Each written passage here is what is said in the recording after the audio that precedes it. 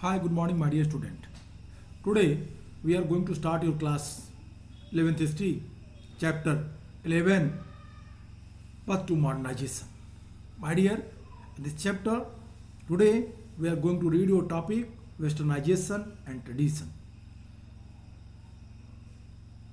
Westernization, Paschimikaran, and Tradition, Parampara.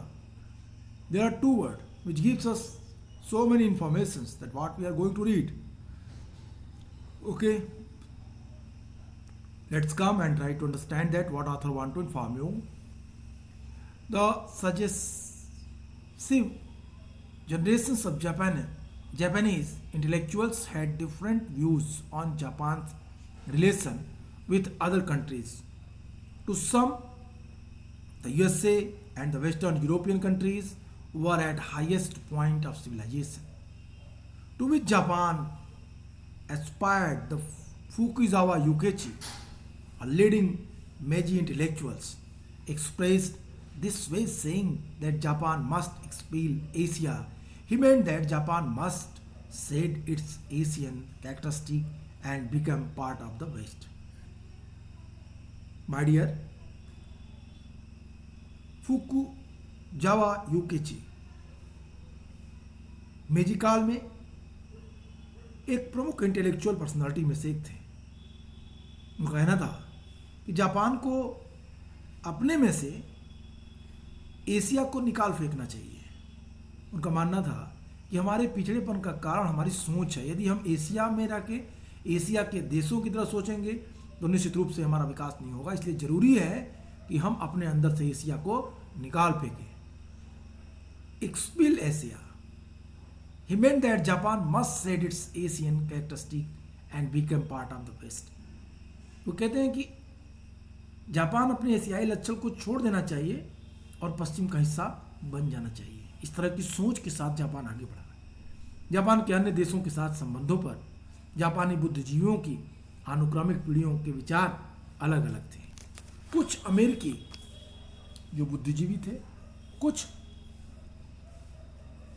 Japanese जो विद्वान थे, वो पश्चिमी सोच से बड़े प्रभावित थे। उनका मानना था कि जापान को एशिया के देशों की तरह सोचने की जगह उनको पश्चिमी देशों की तरह सोचने की जरूरत है, और वो इसी बात पे बल देते थे। कुछ के लिए अमेरिका और पश्चिमी यूरोपीय देश सभ्यता की ऊंचाइयों पर थे, जहां जापान की आकांक्षाएं, जापान भी ऐसा महसूस करता था कि उसे भी उस ऊंचाई पे पहुंचना चाहिए। इसीलिए फुकुजावा यूकेची ने इस तरह के विचार दिए कि हमें अपने अंदर से एशिया को निकाल के फेंक देना चाहिए। अब यहाँ फुकुजावा यूकेची कौन थे? Fukuzawa Yukichi born in an impoverished the samurai family. He studied in Nagasaki and Osaka, learning Dutch and Western science and later English. In 1860, he went as a translator for the first Japanese embassy to the USA. This provided material for a book on the West, written not in the classical but in the spoken style that became extremely popular. He established a scholar that's today the Kyo University.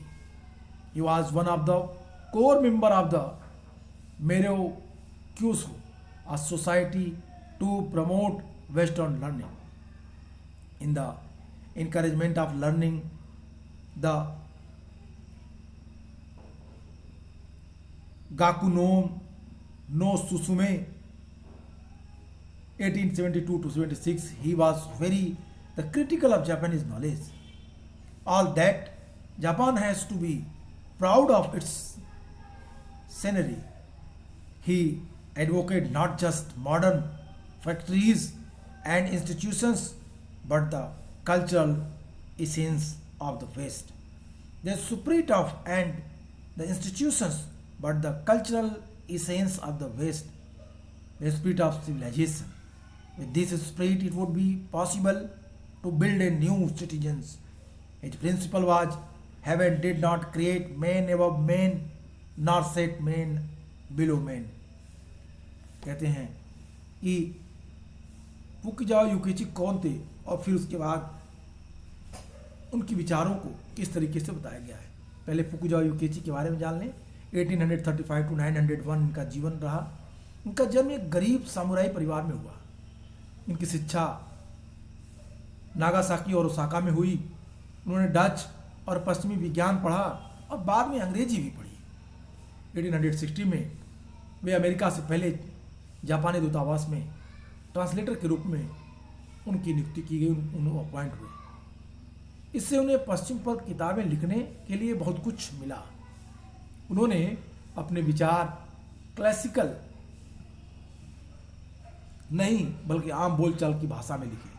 ये किताब बहुत ही लोकप्रिय हुई। जो फुकुजावा युकिची ने लिखे थे, काफ़ी लोकप्रिय बुक हुई उनकी। उन्होंने एक शिक्षा संस्थान भी स्थापित किया।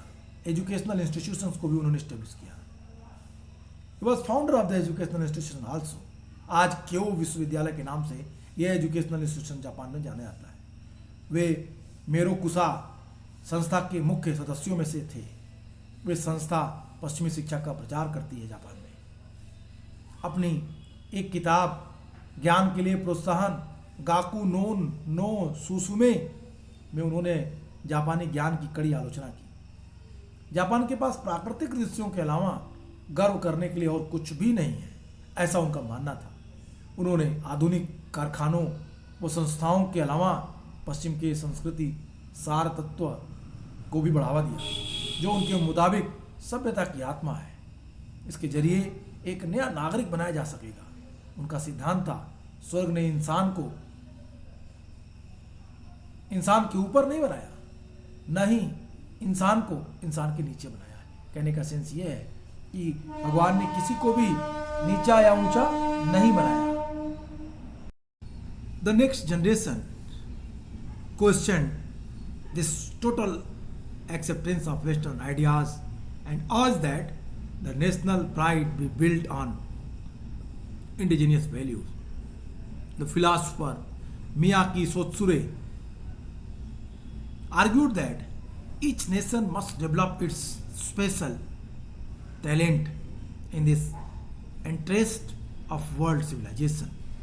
To devote oneself to one's country is to devote oneself to the world. By contrast, many intellectuals were attracted to Western liberalism and wanted a Japan based not the military but on democracy.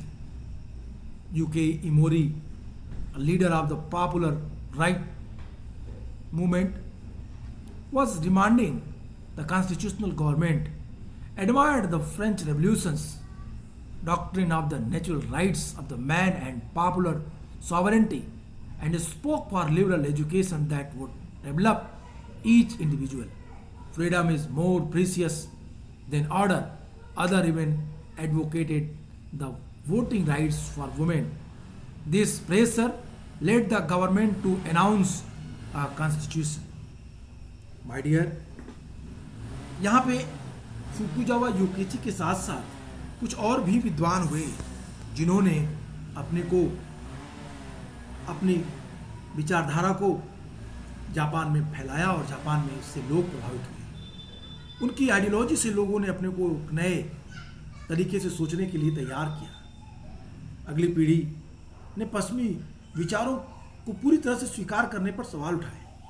एक तरफ फुकुजावा युकिची कह रहे थे कि हमें अपने अंदर से एशिया को निकाल के फेंक देना चाहिए और हमें पश्चिमी संस्कृति, पश्चिमी तरीके को एक्सेप्ट कर लेना चाहिए। लेकिन जो नेक्स्ट जनरेशन उनके बाद आई, उन लोगों ने पूरी तरीके से पश्चिमी आइडियोलॉजी को अडॉप्ट करने से मना कर दिया। उनका मानना था, उन्होंने सवाल उठाए। उनका कहना था कि राष्ट्रीय गर्व देसी मूल्यों पर निर्मित होना चाहिए। एक फिलासफर मियाकी सोत्सुरे ने तर्क पेश किया कि विश्व सभ्यता की सुत्सुरे का मानना था, जो वहाँ के महत्वपूर्ण फिलासफर थे, ने तर्क पेश किया कि विश्व सभ्यता के हित में हर राष्ट्र को अपने खास हुनर का विकास करना चाहिए, अपने देश को समर्पित करना चाहिए, अपने राष्ट्र के लिए अपना सर्वोच्च बलिदान के लिए तैयार होना चाहिए। उनका मानना था, तर्क पेश किए वो कि विश्व सभ्यता के हित में हर राष्ट्र को अपने खास हुनर का विकास करना चाहिए। अपने को अपने देश के लिए समर्पित करने, अपने को विश्व को समर्पित करने के बराबर है। उनकी तुलना में बहुत से बुद्धिजीवी पश्चिमी उदारवाद की तरफ आकर्षित थे और वे चाहते थे कि जापानी अपना आधार सेना की बजाय लोकतंत्र पर बनाए। संवैधानिक सरकार की मांग करने वाले जनवादी अधिकारों को जनता के बीच लोकप्रिय बनाने वाले एक और नेता एमोरी, यूकेई एमोरी, फ्रांसीसी क्रांति से बड़े प्रभावित थे। फ्रांसीसी क्रांति में मानव की प्रकृति अर्थात right to equality, right to nobility, right to fraternity की बात किया उन्होंने। फ्रांसीसी क्रांति के मानव के प्राकृतिक अधिकार और जन प्रभुसत्ता के सिद्धांतों, सॉवरेंटी के वे प्रशंसक थे। वे उदारवादी शिक्षा के पक्ष में थे जो प्रत्येक व्यक्ति को विकसित कर सके। व्यवस्था से ज़्यादा कीमती चीज़ है आज़ादी। उनका मानना था कि सबसे ज़रूरी है व्यक्ति के लिए आज़ादी। यदि वो आज़ाद नहीं होगा तो उसके लिए इन सब चीज़ों का कोई मायने नहीं है। कुछ दूसरे लोग ने तो महिलाओं के मताधिकार को भी सिफारिश की। इस दबाव में सरकार को संविधान की घोषणा करने पर बाध्य किया। जापान में एक तरीके से कॉन्स्टिट्यूशनल डेवलपमेंट की एक नई धारा चली। My dear, having read this paragraph, we have clear information that in Japan, the philosopher also played very important role. We had discussed here three very important names. First name, the Fukuzawa Yukichi. They felt that we have to expel. They felt that the Japan have to expel the Asia. They felt that whenever we will not follow, whenever we will not adopt the custom, the culture, the science and take of the Western countries, we will not develop. And just opposite, the next generation's philosopher, they felt that no, हमें राष्ट्रीय गर्व देसी मूल्यों पर निर्मित हो, न कि विदेशी मूल्यों पर। Miyan ki सोत्सुरे and one name other that is very important, the Emori, Ueki Emori, who felt that कि सबसे ज़रूरी क्या है। वो कहते हैं कि हमें अपने देश के लिए, अपने राष्ट्र के लिए फ्रांसीसी क्रांति से प्रेरणा लेनी चाहिए। फ्रांसीसी क्रांति वो चीज़ें हमारे अंदर समाविष्ट कराती है या हमारे अंदर भरने का प्रयास करती है जिससे हम एक समान नागरिक बन सके। Right to equality, right to fraternity, right to liberty. Liberty पे विशेष फोकस करते हैं। कहते freedom is more precious than order. Other even advocate the voting rights for women. कुछ लोगों ने महिलाओं के अधिकारों की भी बात की। सॉवरेंटी और लिबर्टी दो चीज़ें लिबरल एजुकेशन के साथ हों तो कोई भी देश आगे बढ़ सकता है, विकास कर सकता है। तो these philosopher role in the development of Japan path to modernisation is very important. We should never forget their ideology which is attracted the Japanese people. I hope you getting understand. Next topic is the daily life. Okay, daily life. अब लोगों की सामान्य जिंदगी कैसी थी, daily life में हमें यही पढ़ना है। हमें देखना है इसमें कि किस तरीके से जापान के लोग अपना जीवन व्यतीत कर रहे थे। जापान एक आधुनिक समाज में दिन प्रतिदिन परिवर्तित हो रहा था। रोजाना की जिंदगी में आए बदलाव के आधार पे भी हम जापान की डेवलपमेंट को देख सकते हैं। अब जापान में पैटर्नल फैमिली के patriarchal household system compressed many generation living together under the control of the head of the house. But as more people became affluent, new ideas of the family spread.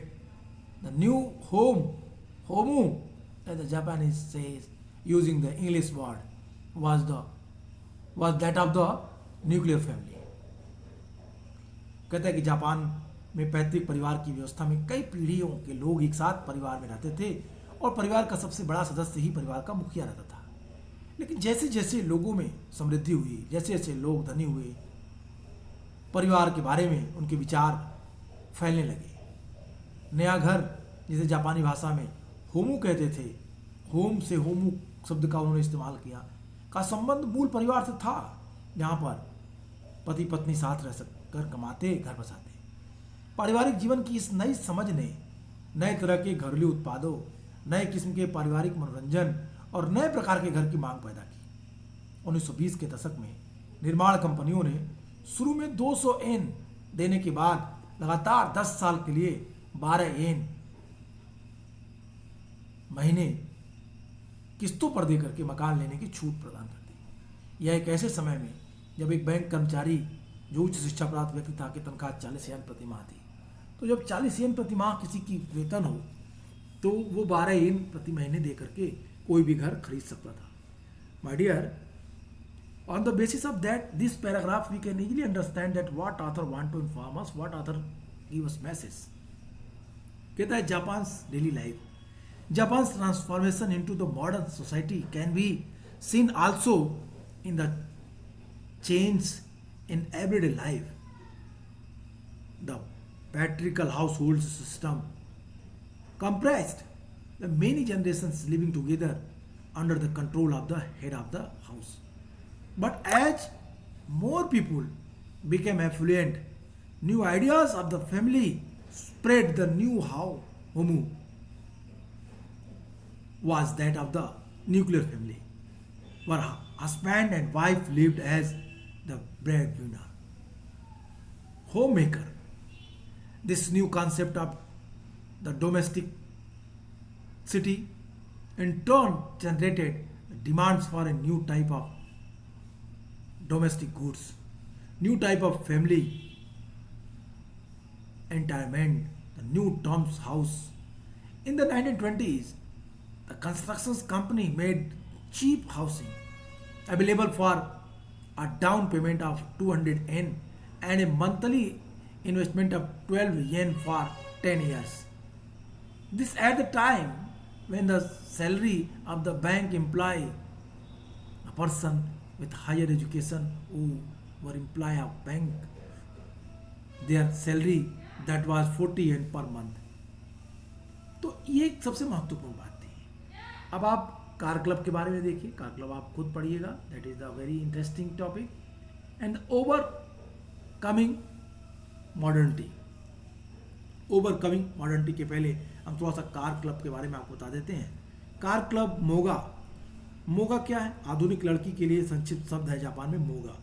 20वीं century की बराबरी, विश्वजनित cosmopolitan संस्कृति और विकसित अर्थव्यवस्था के विचारों के एक साथ आने का सूचक है। नए मध्यम वर्ग के परिवारों ने उनके आवागमन, उनके ट्रांसपोर्टेशन, उनके रिक्रिएशन के नए तरीकों का उन्होंने लुत्फ उठाया। शहरों में बिजली और ट्रामा के साथ परिवहन बेहतर हुआ। 1878 से ही जनता के लिए गार्डन बनाए गए, बड़ी बड़ी दुकानें खोली गई, डिपार्टमेंटल स्टोर बनाए गए। टोक्यो में गिंजा गिनबुरा के लिए एक फैशनेबल इलाका बन गया। गिनबुरा शब्द गिंजा और बुरबुरा से मिलकर बना हुआ था। गिंजा गिनबुरा, बुरबुरा का अर्थ है बिना किसी लक्ष्य के घूमना। और 1925 में पहला रेडियो स्टेशन खुला। अभिनेत्री मात्सुई सुमाको इप्सन के नाटक एक गुड़िया का घर, ए डॉल्स हाउस में नोरा का बेहतरीन किरदार निभाकर राष्ट्रीय स्तर की तारिका बन गई। 1899 में फिल्म बनने लगी और जल्द ही दर्जन भर कंपनियां सैकड़ों की तादाद में फिल्म बनाने लगी। यह दौर आज से भरा हुआ था और इस दौरान सामाजिक और राजनीतिक व्यवहार के पारंपरिक मानकों पर सवाल उठाए गए। 1878 से डेवलपमेंट हमको साफ दिखाई देता है। 1925 में जापान में पहला रेडियो स्टेशन खुला। तो इस तरह से जापान एक नए तरह का विकास किया। ओवरकमिंग मॉडर्निटी, आधुनिकता पर विजय किस तरीके से प्राप्त किया इन लोगों ने, आइए इसको देखते हैं। Overcoming modernity, the states centered the nationalism found full expression in the 1930s and 1940s. As Japan launched war to extend its empire in China and other part of the Asia, a war that merged into the Second World War after Japan attacked the USA at Pearl Harbor. This period saw the greater control on society, the repression and the imprisonment of dissidents, as well as the formation of patriotic societies, many of them women's organizations to support the war. An influential symposium on overcoming modernity in 1943 depicted the dilemma facing Japan of how they combat the West while being modern. My dear, a musician, Mario Subaru, posed the question of how the rescue music from the art of sensory stimulation and restore it an art of the spirit. He was not rejecting Western music, but trying to find a way that went beyond merely rewriting or playing Japanese music on Western instruments. The philosopher Nishitin Keiji defined modern as the unity of their streams of Western thought. The Renaissance, the Protestant Reformation, and the rise of natural science.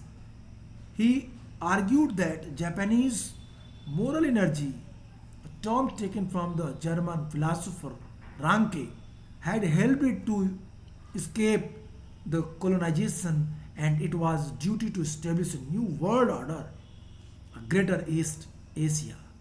For this new vision that would integrate science and religion was necessary. My dear, कहता है topic आपका overcoming modernity. Overcoming modernity topic में author आपको बताता है कि ये सत्ता केंद्रित राष्ट्रवाद को 1930 to 40 के दौरान बढ़ावा मिला, जब जापान ने चीन और एशिया में अपने उपनिवेश, अपने कॉलोनी बढ़ाने के लिए लड़ाइयाँ छिड़ी। ये लड़ाइयाँ दूसरे विश्व युद्ध में जाकर मिल गई, जब जापान ने अमेरिका के पर्ल हार्बर पर बम गिराए, हमला किया। इस दौर में सामाजिक नियंत्रण में वृद्धि हुई, असहमति प्रकट करने वालों पर कठोर कदम उठाए गए, उन्हें जेल भेजा गया। देशभक्तों की ऐसी संस्थाएं बनी जो युद्ध का समर्थन करती थी। इसमें महिलाओं के कई संगठन थे। 1943 में एक संगोष्ठी हुई, आधुनिकता पर विजय। इसमें जापान के सामने जो दुविधा थी उस पर चर्चा हुई। 1943 में जो एक मीटिंग हुई ओवरकमिंग द मॉडर्निटी पे, उसमें जापान के सामने जो एक प्रॉब्लम थी उस पर काफ़ी डिस्कस और डिबेट हुआ, यानी आधुनिक रहते हुए पश्चिम पर कैसे विजय पाई जाए। इस विषय पे जापानियों ने गहन विचार किया। संगीतकार मोरोई साबुरो ने सवाल उठाया कि संगीत को ऐन्द्रिक उद्दीपन की कला से वापस लाकर आत्मा की कला के रूप में उसका पुनर्वास कैसे कराया जाए। वे पश्चिमी संगीत को नकार नहीं रहे थे, वे ऐसी राह खोज रहे थे, ऐसा रास्ता ढूंढ रहे थे जहाँ से जापानी संगीत को पश्चिमी वाद्य यंत्रों पर बजाया जाए और फिर उसकी सहायता से जापानी संगीत को आगे बढ़ाया जाए। एक फिलासफर निशी तानी केजी ने आधुनिक को 3 पश्चिमी धाराओं के मिलन और एकता से प्रभाषित किया। उन्होंने बताया कि आधुनिक का मतलब क्या है।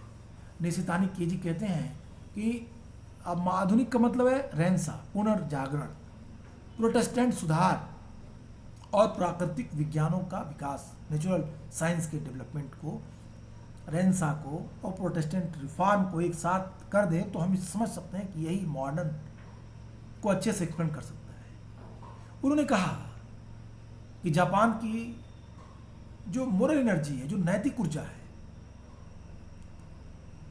ने उसे एक उपनिवेश बनने से बचा लिया और जापान की ये ड्यूटी बनती है कि एक नए विश्व पद्धति, एक विशाल पूर्वी एशिया के निर्माण का वो अगुवाई करे। नैतिक ऊर्जा का मतलब यह जर्मन शब्द दर्शन शास्त्री रांके से लिया गया है। रांके ने इस शब्द को पहली बार दिया मोरल एनर्जी को। और इस प्रकार एक विशाल पूर्वी एशिया के निर्माण का प्रयास जापान करे, इसके लिए एक नई सोच की जरूरत है जो विज्ञान और धर्म को जोड़ सके। कहने का सेंस सिर्फ इतना ही है कि अब लोगों के अंदर एक विचारधारा आ रही थी। जापान के लोग ये मान रहे थे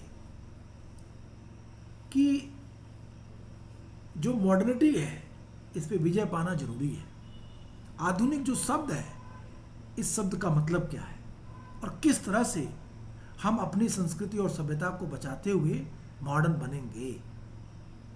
इन चीज़ों पे निशितानी केजी, इन चीज़ों पे मारियो साबुरो जैसे लोगों ने अपने विचार दिए। अपने तरीके से उन्होंने ये प्रूफ करने का प्रयास किया कि जापान अपने कल्चर को समेट करके, अपनी मोरल एनर्जी को बचा करके ही अपना विकास कर सकता है। इस तरह से जापान ने आधुनिकता पर विजय प्राप्त की। तो आज के लिए इतना ही, फिर मिलेंगे अपने नेक्स्ट क्लास में। Goodbye and take care.